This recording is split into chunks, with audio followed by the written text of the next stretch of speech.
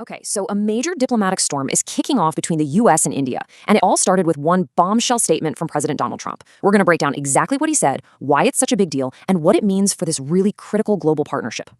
And there it is. On January 6th, while speaking at a House GOP Member Retreat, President Trump put his relationship with Indian Prime Minister Narendra Modi right out there in the open with this one comment.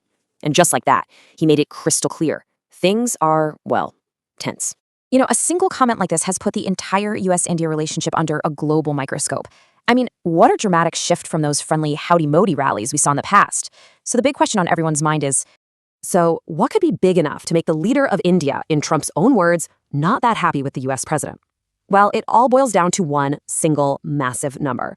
And that's where this all starts. The heart of the friction is a set of really steep tariffs that the US has slapped on specific Indian goods. And believe me, we are not talking about some small trade adjustment here. Yeah, 50%. Just let that sink in. That's a staggering tariff now being applied to certain Indian exports. You don't use a number that high unless you're trying to be disruptive, to force a change, and to send a message that is absolutely unmistakable. But here's where it gets really interesting. It's how they get to that 50%. It's not just one big penalty. You can see 25% of it is tied to other trade disputes that were already going on. But that other 25%, that's the new explosive part. It's a direct penalty for one specific thing, India's dealings with Russia. And that brings us right to the heart of the matter. The thing that really lit the fuse for this new tariff and for Trump calling India out so publicly is India's continued and very large-scale purchase of Russian crude oil. Now look, this conflict didn't just pop up out of nowhere. This has been simmering for a while. Ever since the Ukraine war began in 2024, India quickly became one of the top buyers of that discounted Russian oil. By August of 2025, the US hit back, doubling the existing tariffs to get to that 50% mark. And that all leads us to today, with Trump on his stage warning that there could be even more to come. And it's so important to understand both sides here. On the US side, it's pretty simple. They see buying Russian oil as directly funding Putin's war machine. So their strategy is to put the squeeze on Russia's biggest customers.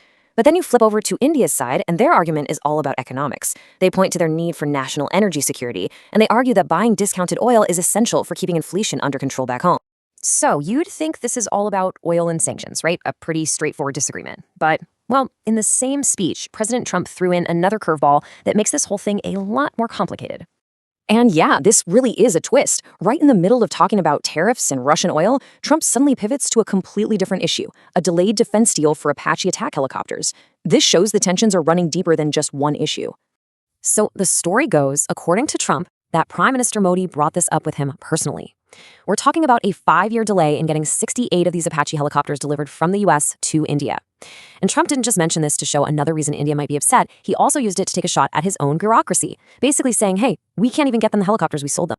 Okay, so you've got the oil sanction on one side, the helicopter delays on the other. But what does this 50% tariff actually do?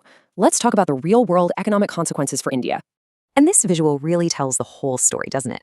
A 50% tariff isn't just a number. It's a massive tax. You can see right here how the price of Indian goods for American consumers just skyrockets, making them way less competitive compared to products from anywhere else.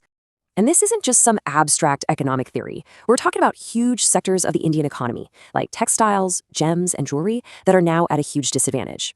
Their main competitors, think Vietnam and Bangladesh, they don't have this tariff. So all of a sudden, their products look a whole lot better to American buyers.